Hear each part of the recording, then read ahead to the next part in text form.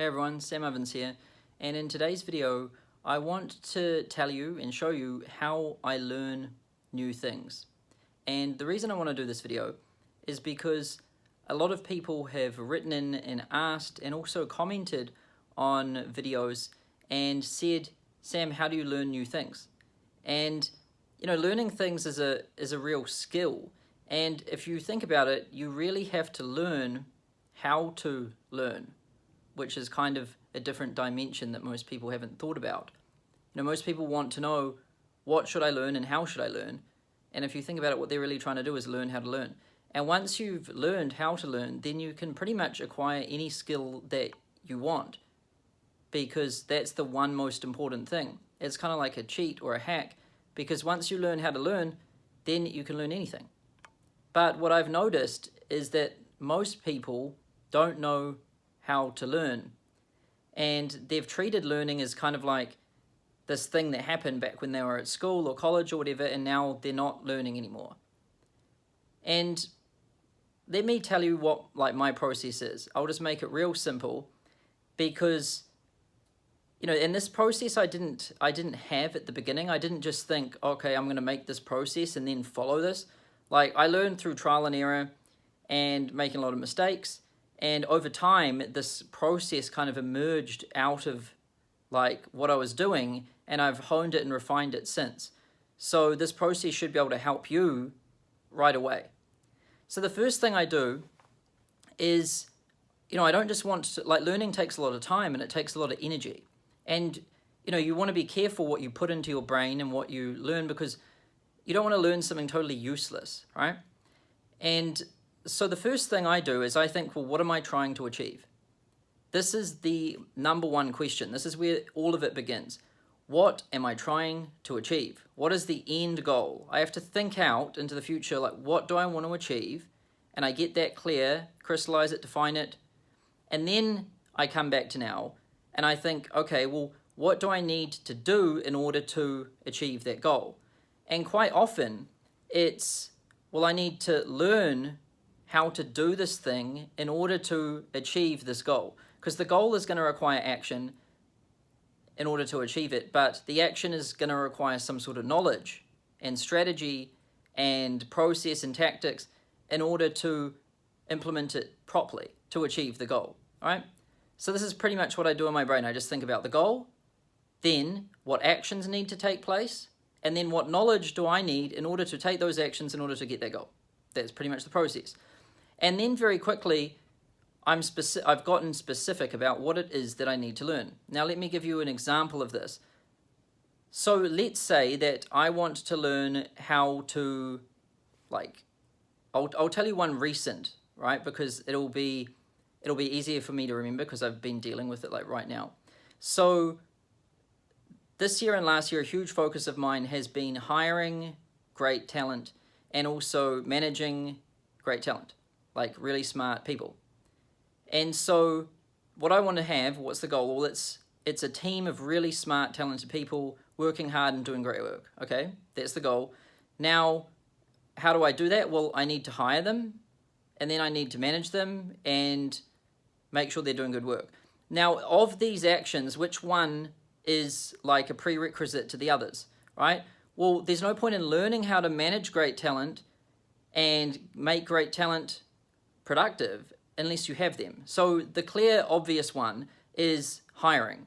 That comes first. Okay, now we've got a prioritization. Now, how do you hire great talent? Now this becomes very, very specific. I need to hire great talent. All right, that's the action I need to do, but how? Now I need some knowledge, because that library of information isn't in my mind. I know I need to take that action. If I take that action, I should get that goal, but I don't know how. So this is how I typically arrive at something. And then I would think, all right, well, this is the best thing to do. You don't go try finding the most popular books on it. You don't go try find the fanciest guru on it with the most cars. What you do is you think, what company is actually doing it? That's the best test, because the person who is, I always think about it this way: the person who's best equipped to teach you how to ride a bike is not like somebody with a bunch of cars and a fancy Instagram and a bunch of followers who claims they know how to teach you how to ride a bike. It's not the person with 7 PhDs from Stanford on bicycle riding who says that they can teach you the theory of riding a bicycle. It's the person who you see riding the damn bike. That's the person. So what I do is, if I want to learn how to hire great talent, then I look at what companies have great talent, right? And then I make a list of them. And then what I do is I want to find what people within that company are responsible for the hiring of the great talent. And then I find those people. And then I research those people and I dig into it. And quite often, really talented people, they have recommended books or they have philosophies. Like, what makes someone really good at taking actions is they're like people who are highly skilled, they have something called like conceptual integrity. And what that is they will have their own philosophies, beliefs, and principles that is kind of like a belief system that they hold in their mind, and all of their actions and behavior are in alignment to this belief system. This is how really talented people do things. Not so talented people just kind of do a whole bunch of different things, and there's no conceptual integrity between these, and they're constantly changing, right? So these people are chaos to learn from because they themselves are chaos and their mind is chaos. You don't want anything from that library. It's corrupt. So you look for the people that are within good companies responsible for the thing that is actually being achieved, and then we try to pick apart their philosophy. What are the principles? What are their heuristics? Like, given this situation, would they do X or Y?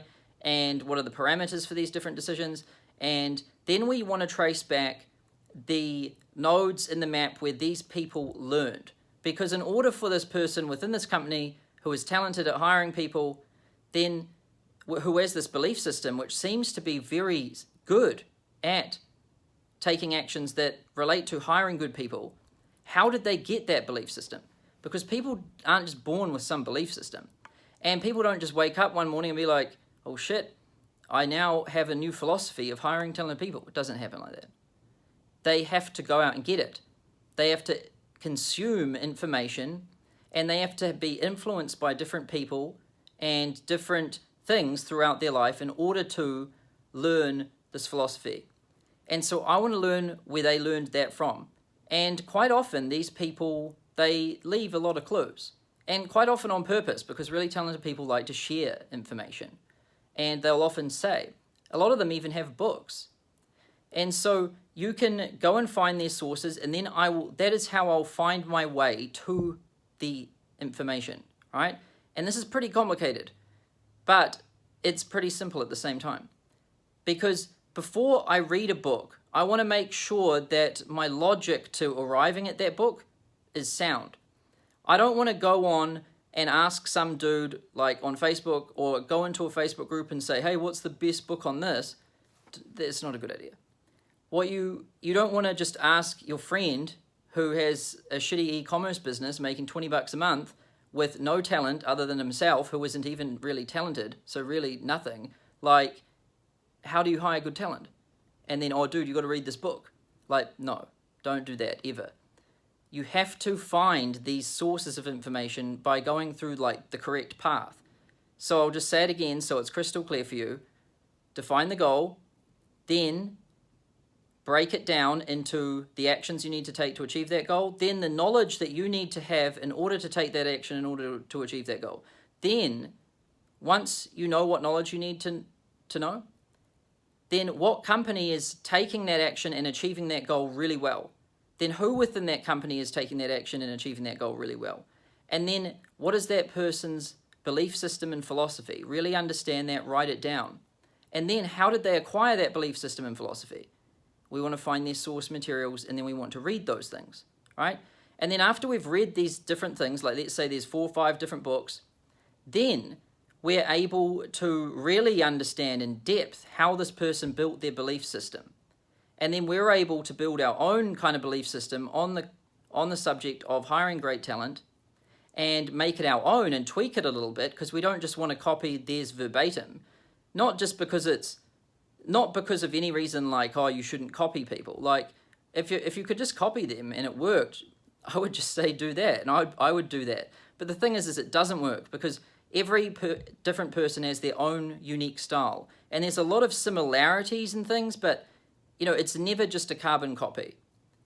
Like a company that carbon copies someone else's thing, it never works the same. Like you have to borrow some things, but add in your own kind of unique twist and make it your own. And then with reading all of this information from these different books or articles or whatever, and studying this person who's really successful, and maybe a couple of other persons who are successful, and their different libraries, we're pulling all of that information together, synthesizing it, and forming our own belief system. And then once we have the belief system that's built with, solid foundations from these good sources of information, then we now have a philosophy and a point of view and principles, and now we also have some strategies and some tactics. And now we can actually start applying those in practice. That is when we switch from like the theory to the practice. That's the action. And then let's say in this rolling example that I've got going here, the talent one. So I'll just make this very real for you by telling you the actual kind of path I went through. So with hiring great talent, I looked at a company that has pretty decent talent, and Netflix, Google, Amazon, but I'd pretty much say Google is number one in that. Netflix is pretty good. And then when I looked at Netflix, I noticed that there was this woman who worked at Netflix who was head of people. I'm pretty sure that's what or chief people officer or something like that, or chief talent officer. It was one of those ones. And I've actually forgotten her name. I'm really bad at remembering names. But she's written a book called Powerful, and it's really good. And you should read it if what you want to do is hire and manage great talent, then this is a good piece of information. And then I bought that book, I read it, and then I found Netflix's culture deck. And they've actually got this thing called a culture deck, and it's like a slideshow presentation. You can get it online, it's a PDF. And actually, I'll put it beneath this video in the resources section for download, as well as a link to that book. But this culture deck is what they found that they had to create to hire top talent. So they were having issues with hiring the wrong people, and with also people behaving in different ways, shapes, and forms. And what they quickly realized is that they had no conceptual integrity at Netflix for hiring people and for also managing people and what their standards were.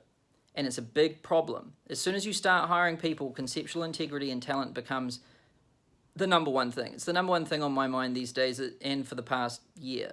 It's pretty much what I spend most of my time thinking about and doing, is managing talented people, hiring talented people, and thinking of ways to do that at a higher degree. And so I found those two sources of information which were really good. I also looked at Google, and I found a great book there too. I looked at Google's principles and their mission statement, and I looked at their kind of culture and things, and I looked at a bunch of companies' different strategies, and then the people within those companies and what they did, and then their culture, and then also books that they'd written or books that they had read. And then I understood their belief systems and everything, and I kind of created a hybrid. I researched about 5 different people and all of their source materials and belief systems, and then I took those 5 and I collapsed them and refined them into my own. And then once I had my own one, I started implementing it in practice by taking actions and trying to hire talented people. And this is where we kind of go into like stage 2. Stage 1 is like the theoretical side of things. You're not actually taking action in terms of trying to hire talented people. You're trying to learn how to hire talented people, which is kind of the same thing, but it's a little bit different. And I've noticed people miss this step a lot. Like a lot of people, they try to jump straight into the action. And you have to start with a little bit of theory. Seriously, because the theory guides like everything, and it shows you why you're doing what you're doing, and it's just not, then you know that you're not just taking mindless action or going around in circles. You've got some kind of theory and hypothesis behind the action that you're taking. And so That stage one is really finding those talented people, like looking at their source information, understanding all of that. Stage two is implementing it in practice. And then as you're actually executing it day to day, you'll notice that little things are off and you have to tweak things. And this is tweaking your belief system, your principles, and your philosophy, right? And then you start tweaking this in practice, and you're going back and forth a bit between the theory and the practice, and then it gets really sharp, and then you find a groove, and it gets very effective. So for me, it took me about, I would say I was working through the theory stage of how to hire and manage talented people for about a month, honestly. I read a lot of books, I studied a lot of people. I was just devouring information for about a month in theory. I kind of got the belief system together, and then I've been taking action for like 6-7 months on this. And honestly, I didn't get to a spot where I was actually good at it and where we actually started succeeding with it until about 6 months. And I was implementing this stuff like every day. So that shows you there, that's kind of like end to end how I learn things. And that's a universal kind of framework or concept that you can take and use to learn anything. And so I'll just run through it real quickly again. First of all, define what you're trying to achieve. What is the end goal? Then, what actions do you need to take to achieve that end goal? Then what do you need to know in order to take those actions to achieve that end goal? Then once you find out what you need to know, if there's multiple pieces, which pieces must go first? Prioritization. Then with that one piece that must go first, who or what company is actively doing this in reality? Like, not someone who's got a New York Times best-selling book on talent. No. Not someone who's got a lot of Facebook followers on talent. No. Not someone who just says this. Like, you want to look at a company that actually has talented damn people. And then they must know what they're doing, right? Just like the guy riding that bicycle. He knows how to ride a bicycle because he is riding it. So just find those people. And then who within the company has that information? Then what is their belief system and philosophy on it and principles? Where did they acquire those raw materials to build that? Go learn those raw materials. Sometimes those raw materials will lead you to other raw materials and other people. Go study those ones too. And then look at a few different people and then collapse all that information together, form your own. That's stage one, which we're working in the theory. Stage two, then we're going into the practice. Then we're going to be making changes to our belief system and kind of going back and forth between these until we arrive at a point where it works really well. And that's when you've got something that's like a proof of concept. Now you have a theory that when applied in practice works. When you have those two things, you have something very powerful. Because, no theory, I think theory is useless unless you can apply it in practice and it works as intended pretty much every time. And so that's what you're aiming to get. Not things that you do and work but you don't know why, and not theories that sound great but when applied don't work. You must have both. A theory that when applied in practice works. And when you have both of those things, you've successfully learned something. And at no point before that have you actually learned anything. Because you could go read some books on something. Doesn't mean you've learned it. Or you could go get a degree in something. Doesn't mean you've learned it. Or you could get famous for something. Doesn't mean you've learned it. You've only learned it when you have a theory and you apply it in practice and it works.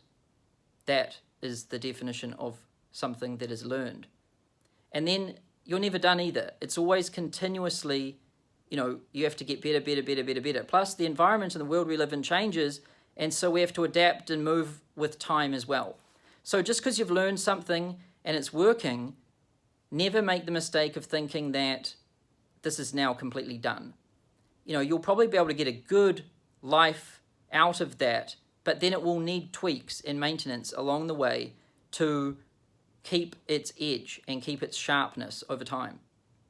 And you want to be aware of those. When things are getting a bit tired and not working as they used to, you need to update that library of information in your mind, update your theory, make some tweaks, and then get back to that level of performance, and then it's good again. And really what you're trying to do in business is you're trying to collect like a lattice work of these theories and concepts in your mind so that you can handle anything.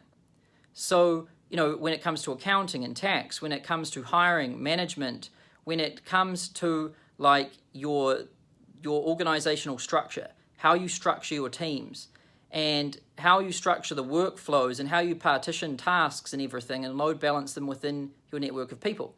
And then also how you do your marketing, how you do everything. You want to have these concepts and these theories about how to do everything, and they should work and actually get the intended result when implemented in practice. And when you start to get a collection of these things, that's when you start to make leaps and bounds in business.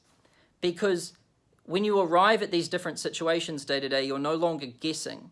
You're no longer having to just go and read books all the time before you can do anything.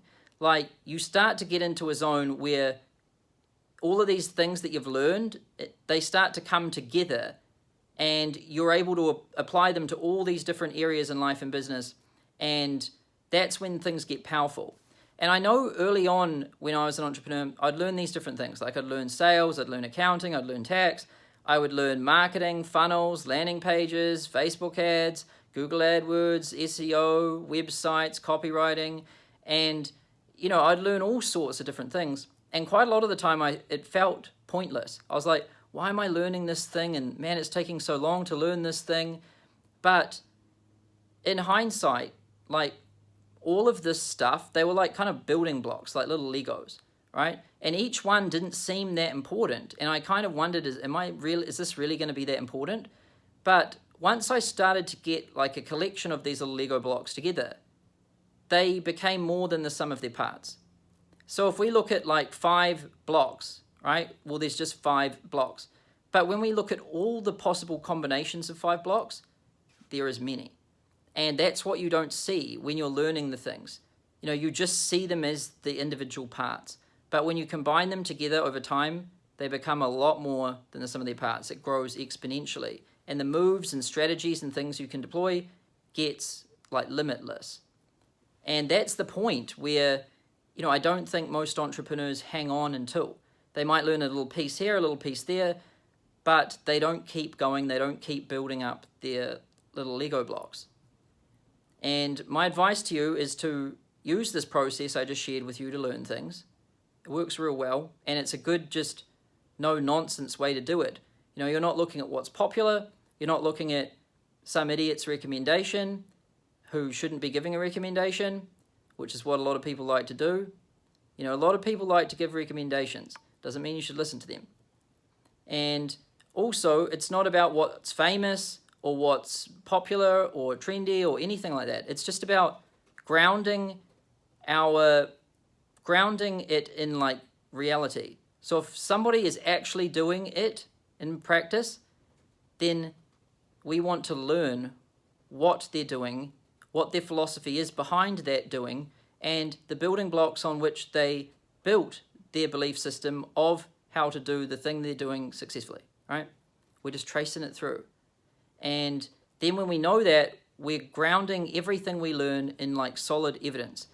Because in the modern day, there's too much information and there's too much shit to learn. So it's not about learning in the modern day. It's about learning how to learn and learning what to learn. The what and the how is so important, because anyone can learn something, but knowing what to learn and how to learn it, those are like the key pieces. And hopefully with this strategy I shared in this video, you're able to go out and use it and learn things and improve yourself, your life, and your business a lot faster.